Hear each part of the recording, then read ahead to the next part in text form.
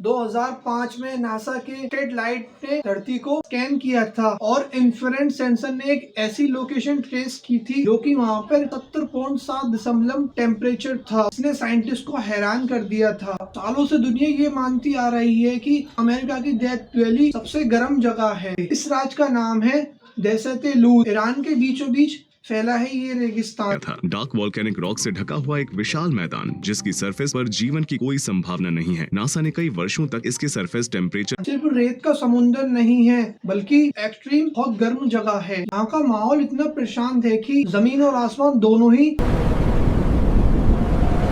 अलग तरह का प्रेशर क्रिएट करते हैं। दहशत-ए-लूत एक खास हिस्सों में फैला हुआ है। काले वोल्केनिक पत्थरों के काला रंग धूप को ज्यादा ऑब्जर्व करता है। जमीन की रेतें बिल्कुल काली पड़ चुकी है, लेकिन यहाँ पर ना ही कोई इंसान है ना ही कोई आसपास गांव, इसीलिए यहाँ हवा से ज्यादा जमीन जलती हुई नजर आती है। आज की वीडियो में जानेंगे दुनिया की सबसे गर्म जगह।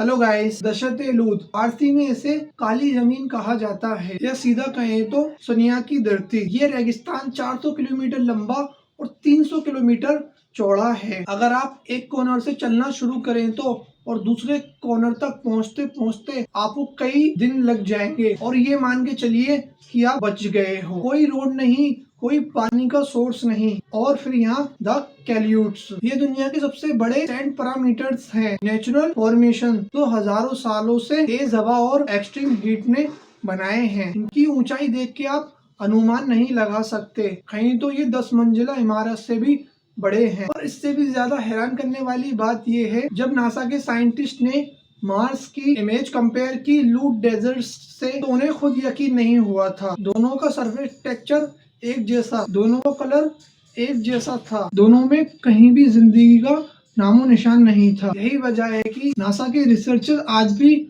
लूट डेजर्ट को विजिट करते हैं ताकि वो समझ सके मार्स जैसे प्लेनेट पे कोई लाइफ पॉसिबल है या नहीं। ये उनका ट्रेनिंग ग्राउंड है लूट डेजर्ट, क्योंकि अर्थ पर मार्स जैसी कोई जगह नहीं मिलती है। लूट डेजर्ट के सबसे गर्म हिस्से का नाम है गैंडम-बरियान और इस नाम के पीछे एक कहानी छुपी हुई है जो सिर्फ लेजेंड नहीं, रियल स्टोरी है। काफी सदियों पहले की बात है कि जब इतने रास्ते सुनसान नहीं थे, काफिला गुजर रहा था लूट डेजर्ट से। काफिले में कई ताजिर थे, अपने माल के साथ ऊंटों पर लदे हुए जा रहे थे। उस सामान में काफी सारा गेहूं था। रास्ते में उनका कुछ सामान टूट गया था और उनको बीच रास्ते में ही रुकना पड़ा था और वहाँ पर ही उनकी गेहूं का जो बोरा था ऊंट पे लदा हुआ वो फट गया था और काफी सारा गेहूं वहाँ पर फैल गया था। वो लोग आगे बढ़ गए थे, उनके पास कोई चारा नहीं था उस सामान को उठाने के लिए। और कुछ दिन बाद उसी रास्ते से एक और शख्स गुजर रहा था। उसने देखा वो गेहूं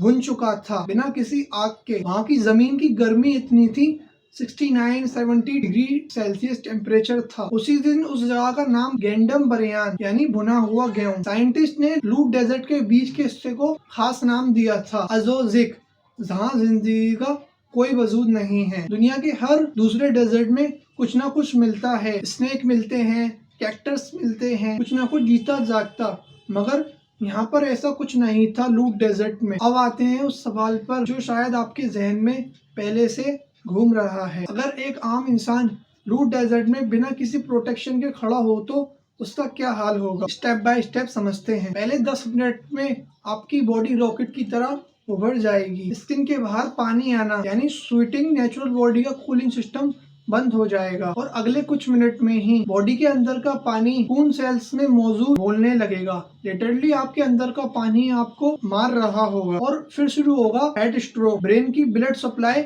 कम होती चलेगी धीरे धीरे। नेचुरल्स फायर करना बंद कर देंगे, दिमाग काम करना बंद कर देगा। आप सोच नहीं पाओगे और ना ही बोल पाओगे और ना ही मूव कर पाओगे। यही वजह है कि लोग वहाँ जाते हैं, वो कोई ऑर्डिनरी टूरिस्ट नहीं होते हैं। सारी प्रोटेक्शन और सेफ्टी से जाते हैं, 4x4 मॉडिफाइड व्हीकल के साथ, सैटेलाइट फोन्स और इमरजेंसी मेडिकल किट्स के साथ। और ये सिर्फ विंटर में टेम्परेचर थोड़ा कम होता है। वहाँ गर्मियों में जाना, मई जून जुलाई के महीने में जाना मौत को दावत देना जैसा है। ये लीगली सुसाइड है। दहशत-ए-लूत ये आज भी एक ऐसा किला है जो इंसान इसे तोड़ नहीं सकता। नेचर्स ने ये जगह बनाई है अपनी शर्तों पर और अपने रूल्स पर, और यहाँ पे किसी को आने की इजाजत नहीं दी है। तो गाइस बताना आज की वीडियो आपको कैसी लगी, बताना नेक्स्ट वीडियो किस टॉपिक पे चाहिए। अच्छा लगा हो तो लाइक करके जाना, चैनल पे नहीं तो सब्सक्राइब भी कर लेना। Bye bye guys.